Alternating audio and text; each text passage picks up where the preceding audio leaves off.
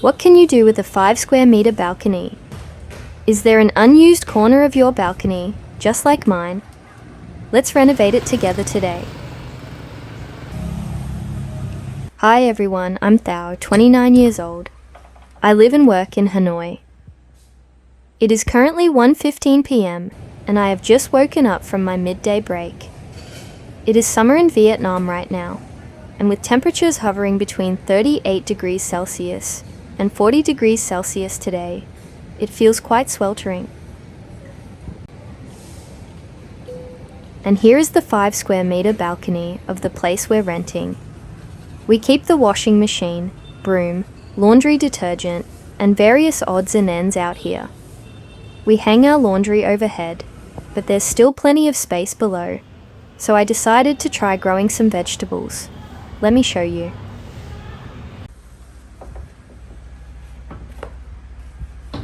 First, I'm going to turn off the air conditioner. Has anyone here ever forgotten to turn it off before heading out? It happened to me once. And when I got home and opened the door, well, that feeling was indescribable. Haha. Because the weather outside is extremely hot and the sunlight is very intense.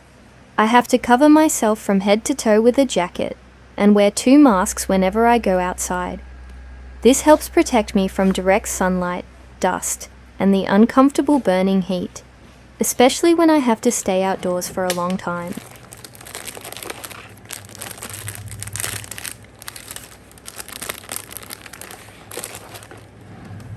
I usually wear a medical mask underneath and a cloth mask over it, covering almost my entire face. Personally, I find this more comfortable than wearing 2 masks of the same type.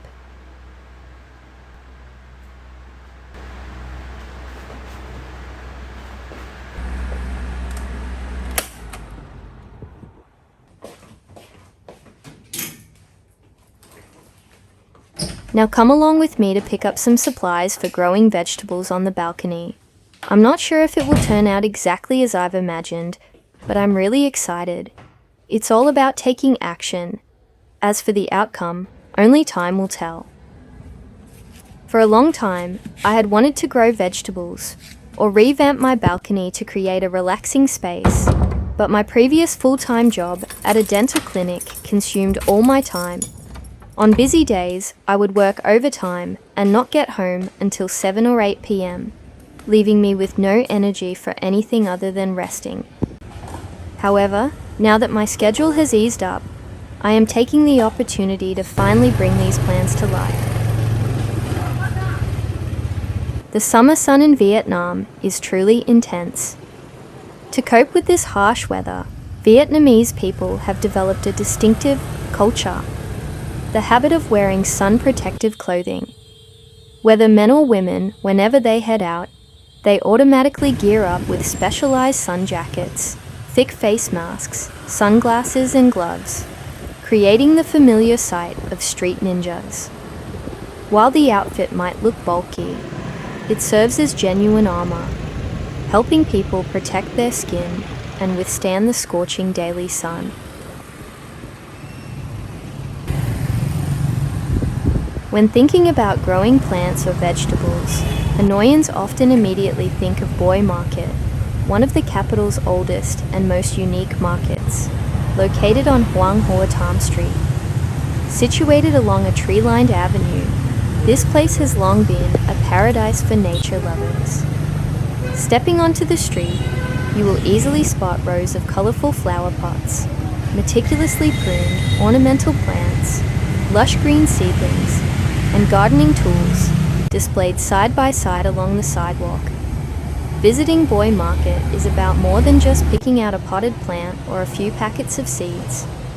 For me, it is also a way to find peace and relaxation, immersing myself in the refreshing greenery of a quiet corner amidst the hustle and bustle of urban life. Whenever I visit this place, I am immediately drawn to the small, exquisite, and elegant flower pots. Though tiny, they are vibrant and captivating. Their gentle, lovely beauty makes anyone who beholds them want to cherish them and lightly touch their soft petals. They truly bring joy and delight. Perhaps cultivating and caring for these blooms requires meticulousness, skill, and above all, a genuine love for gardening, to allow them to display such brilliant colours. We humans are much the same. Living in true love not only brings a sense of peace, but also acts as a balm for the soul's wounds, empowering us to open our hearts and live more selflessly. Those who receive sincere care and affection always radiate positive energy. Their eyes are clear and bright, and their smiles are more radiant than ever. Being with such a person would surely bring immense happiness, wouldn't it?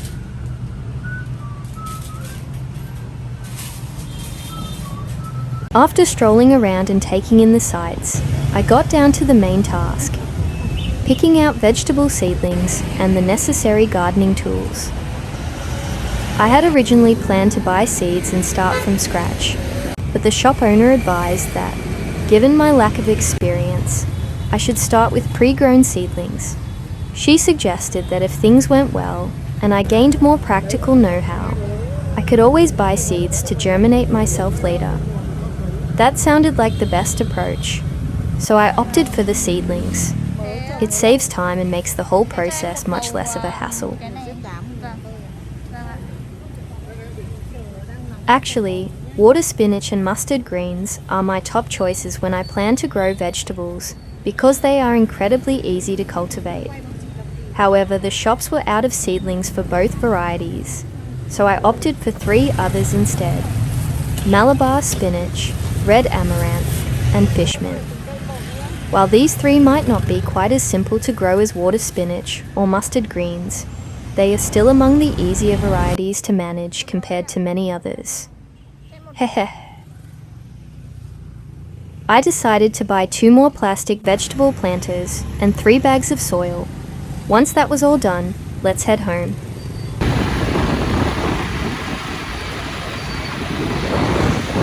On my way home, the heat was so intense that I had to pull over to buy a cool, refreshing drink.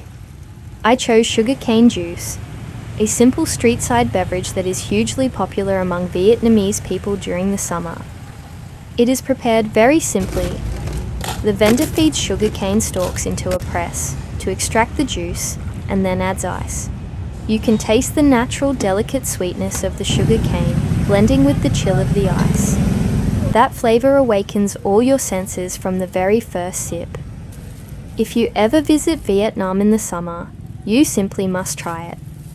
A small glass costs just 15,000 Vietnamese dong, approximately $0.59 or 0.54 euros, while a large one ranges from 20,000 to 25,000 Vietnamese dong, 0.79 to $1 or 0.72 to 0.90 euros.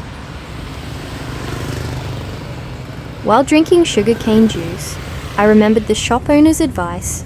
Before adding soil to the pot, I should put in some sugarcane bagasse or old clothes.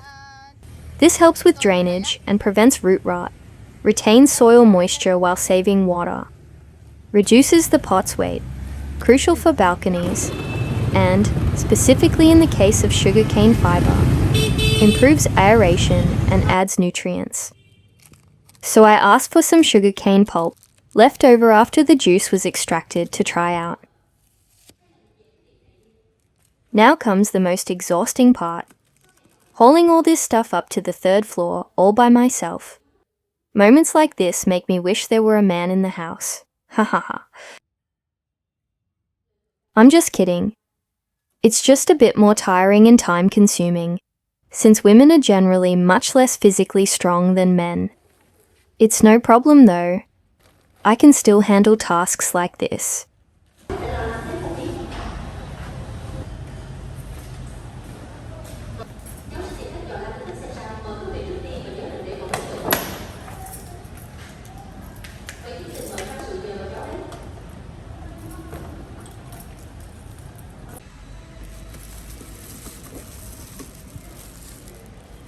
To avoid overexertion, I break the task down into smaller steps. I move my belongings from the parking area to the foot of the stairs and carry them up to the second floor one by one.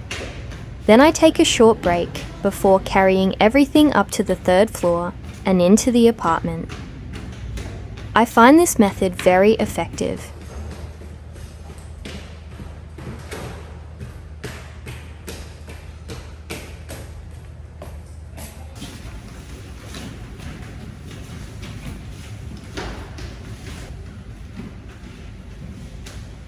Oh my, I've finally made it inside the house. I'm truly grateful to myself for all the effort I put in. I need to change into something cooler, then rest and have a drink of water before carrying on.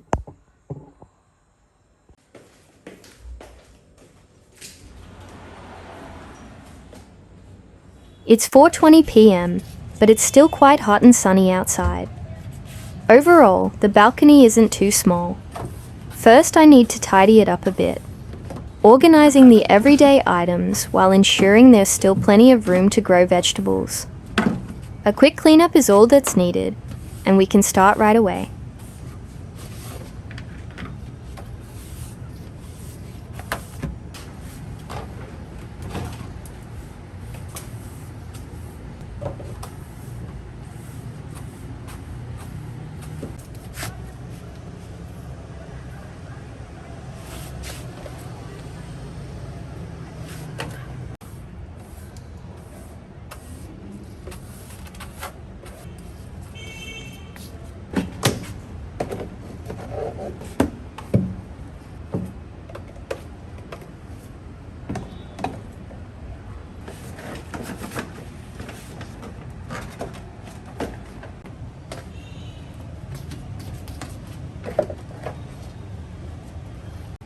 Now I'm moving the soil, sugarcane mulch, and planting containers out onto the balcony.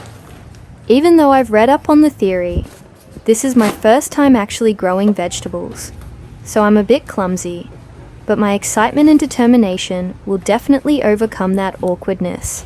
Haha.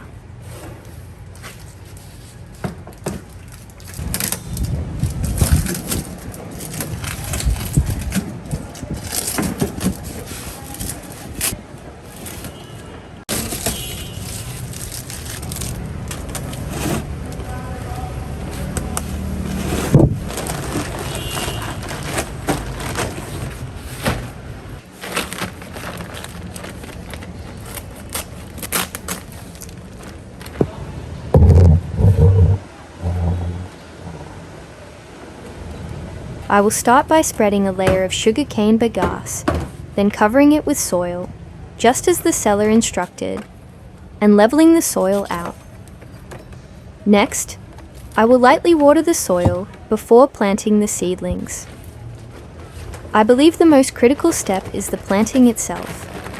I must carefully separate each plant and ensure the roots are set deep and firmly into the soil. Only then will my vegetables survive.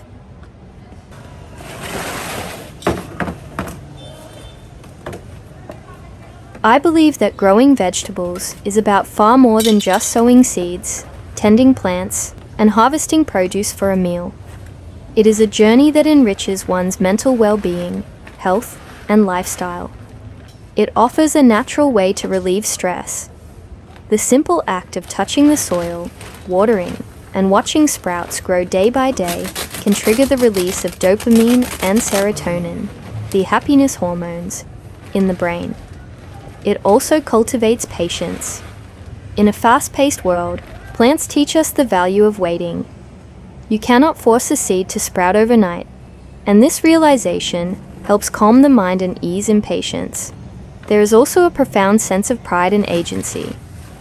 Harvesting the fruits of your own labor instills great self-confidence. Ultimately, the true harvest isn't just a plate of fresh greens on the dinner table. It is inner peace, the joy of witnessing life unfold, and a gentle connection to the world around us.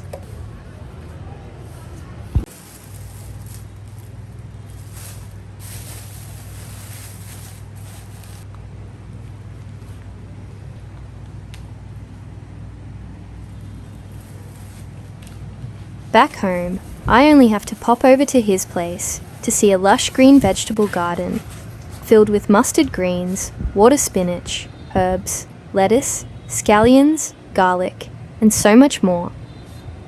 My grandfather loves gardening, and there is plenty of unused land in the countryside. If I get the chance to visit, I'll definitely film his garden to share with everyone. Let me clarify. This man was my paternal grandmother's younger brother, my great-uncle. He was very fond of my father, and since we lived right next door and visited each other constantly, we shared a very close bond. As my paternal grandparents had long since passed away, I always regarded him as a true grandfather. His sons are fine men too. My father always taught me that if I want kind people around me, I must first be a kind person myself. Those who share the same frequency of kindness and love possess a natural magnetism that draws them together. When you live sincerely and offer kindness without calculation, that positive energy acts like a lighthouse, quietly signaling to the world around you. Though the world is vast, kindred spirits always find a way to recognize one another, whether through a warm glance, a courteous word, or simply an intuitive connection. In the company of those who share this frequency of kindness, there is no need to wear a mask or prove your worth. Acceptance and understanding are simply there.